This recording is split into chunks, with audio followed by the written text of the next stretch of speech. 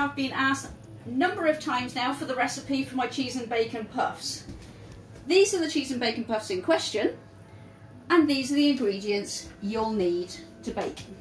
We have generic puff pastry, ready rolled, beaten egg, lean smoked bacon in strips. Take as much fat off as possible because you don't want that on your pastry. Grated mature cheese. If you like, you can make it extra strong cheese. If you're not a great fan of the taste of cheese, go for medium. Don't go for mild. It's quite greasy and you won't have any flavour from it at all.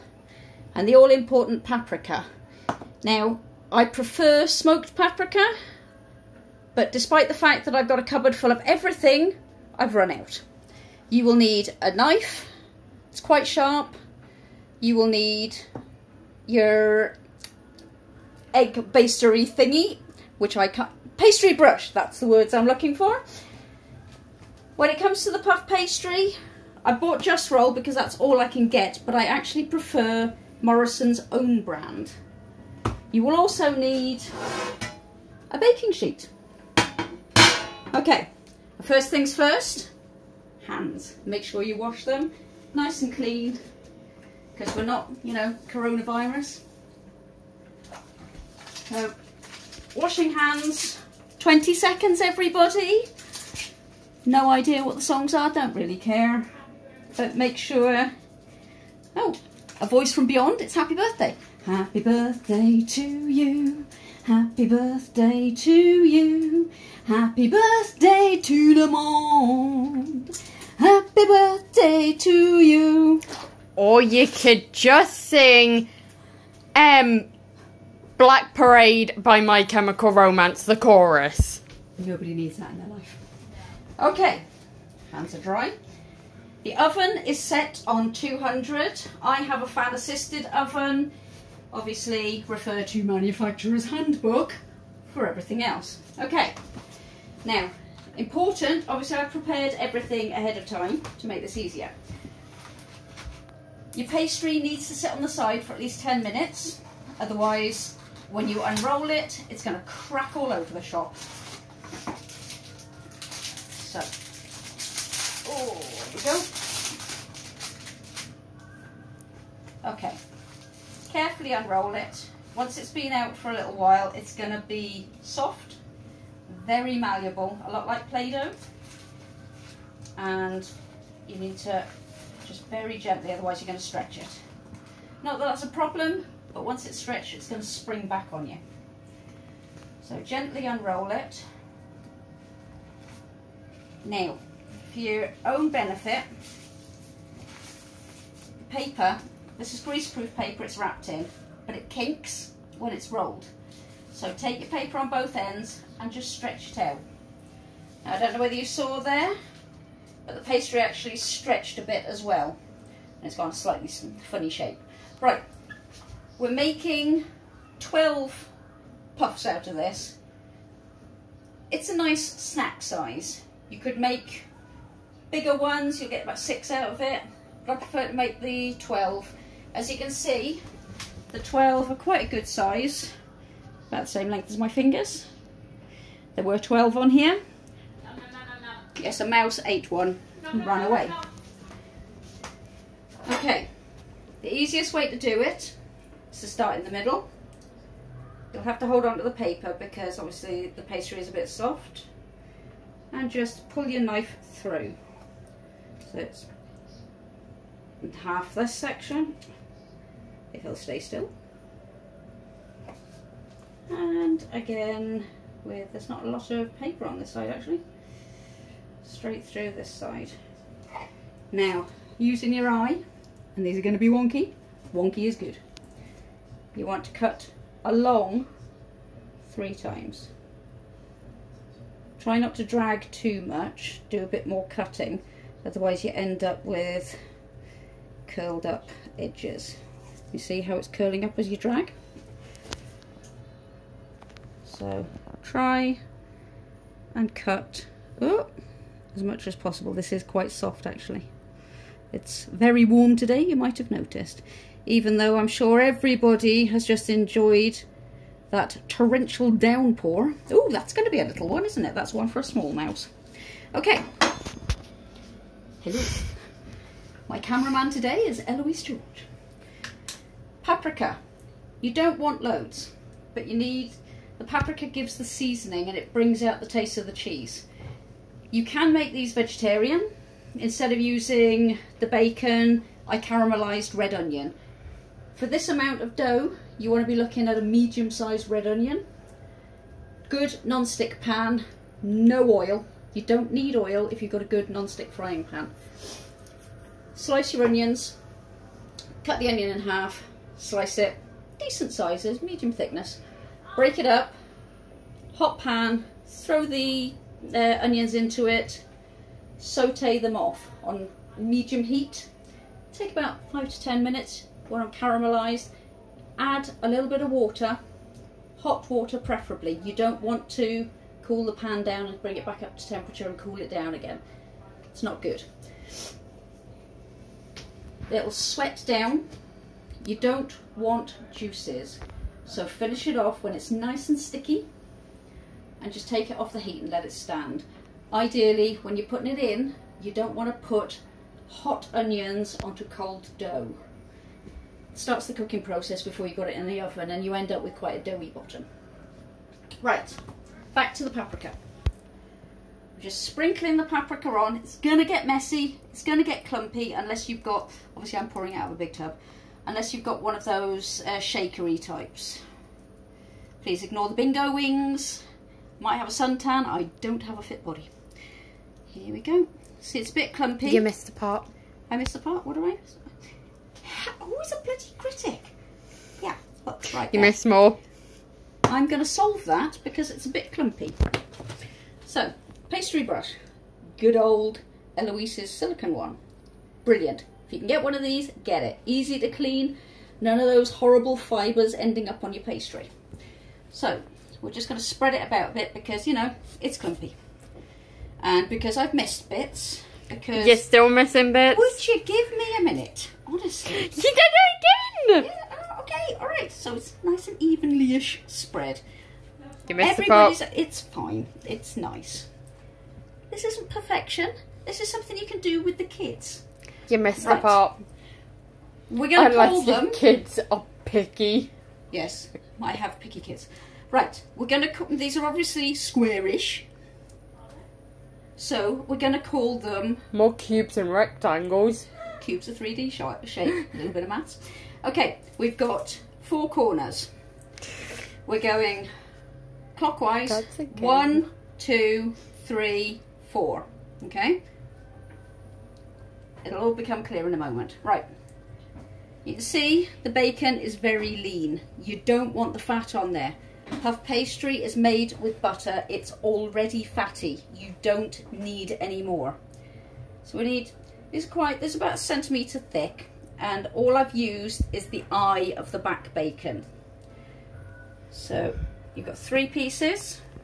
3 pieces is ample, unless you know you happen to have, there's some scraggly little bits in here somewhere. So like there. You can add a few more.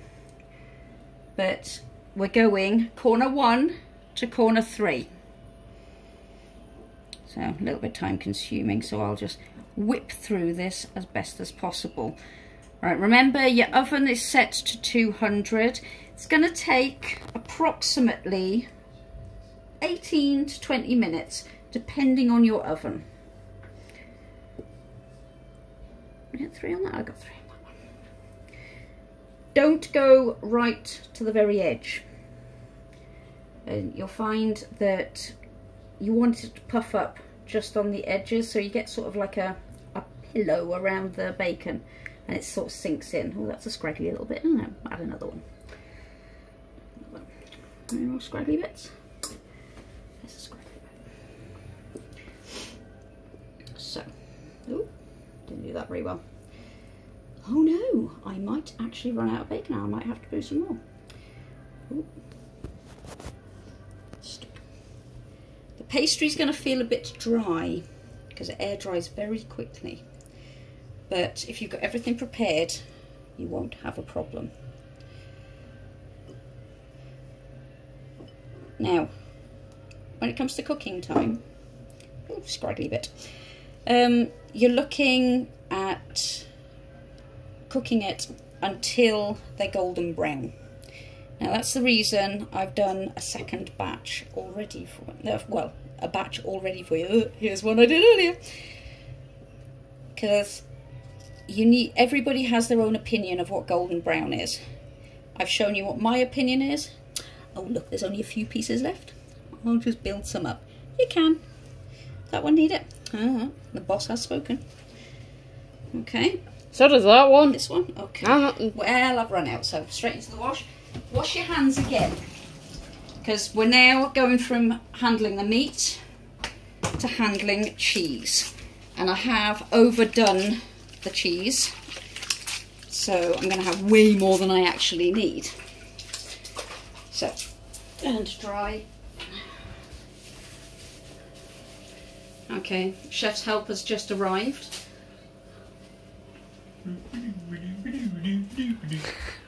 Where's me bloody cheesecake? In the fridge. Right, okay. Now, so, cheese. A little bit of cheese across the middle. Don't overdo it. Cheese is fatty. The more fat you add, the less it tends to rise. So you just want a little bit, which is why preferably you've got mature or extra mature cheese. A little bit will go a very long way. And those of us who are watching our waistlines, in my case I'm watching my waistline grow. You want to you want the flavour. That's because you keep cooking. Yeah, I know. Nobody's forcing you to eat it. You're eat. So you want the flavour without having to have all of the calories. Told you I did a lot of cheese. But right, you see there's not a lot of cheese on there. It's literally just a small pinch. That's a little too much. Too little. No, it's fine. Don't eat that one when it comes out. Right.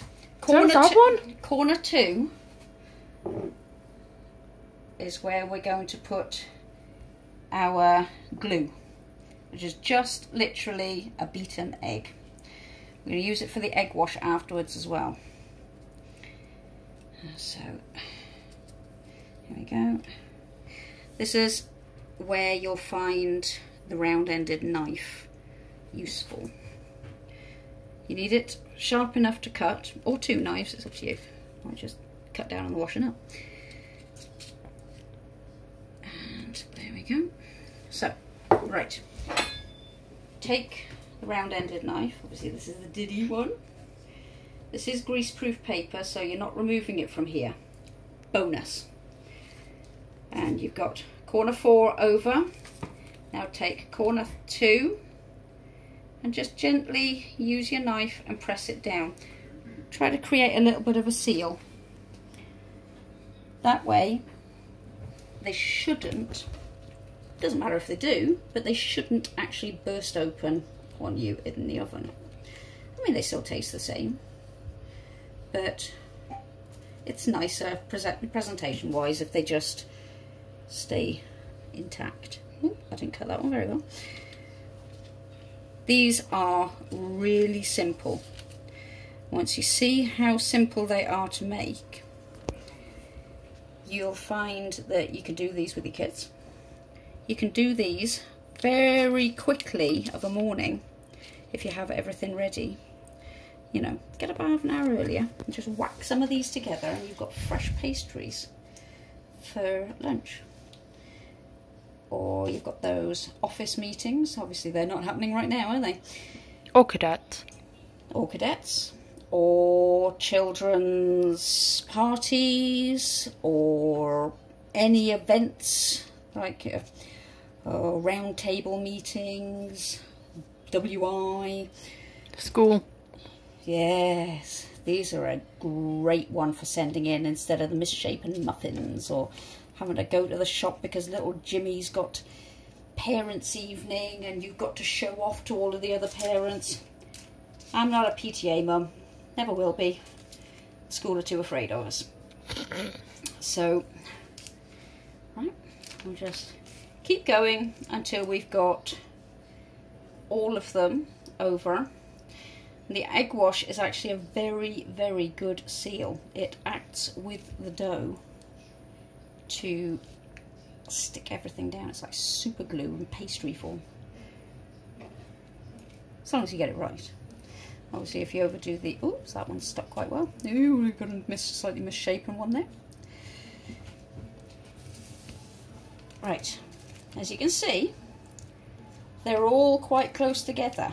Now, before you lose your heads and think, this is puff pastry, these are going to grow exponentially. They're not. They're perfectly placed. Okay. So, you can see, apart from that one, that's not sealing, they're all sealed quite well. Now. Except from that one. Oh, that one's bursting open too. Hey, you, stop that. And you just poured egg white on the counter. It's egg wash, dear, not egg white. Here we go. Let's just bosh, bash, bush. That's a bit backwards, but there you go. Egg wash all over these. And then the pièce de résistance will be a tiny little sprinkling of cheese. Now, when I say tiny little, I'm talking 3 or 4 strands of grated cheese. You don't need much, because if you've ever put cheese into a toasty maker, you'll know how far it can spread. And boy, does it ever spread. Now, I will say, I haven't tried it yet, but it is entirely possible to make these vegan. I'd need to road test with some vegan cheese, but as you can see, puff pastry is now vegan friendly. Obviously not whole food plant-based vegan, but they're not quite so picky vegans. And I get veganism, I just don't want to join it. Vegan food can be quite nice. I cook it. Ready? So, hold your greaseproof. These aren't going anywhere. Woo! Missed a step. Told you about it, didn't do it. Little bit of cheese on the top. You see, there's not very much at all.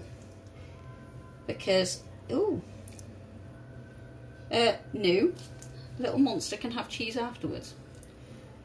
Right, so just a little bit on top. Not a You're monster. giving your puffs.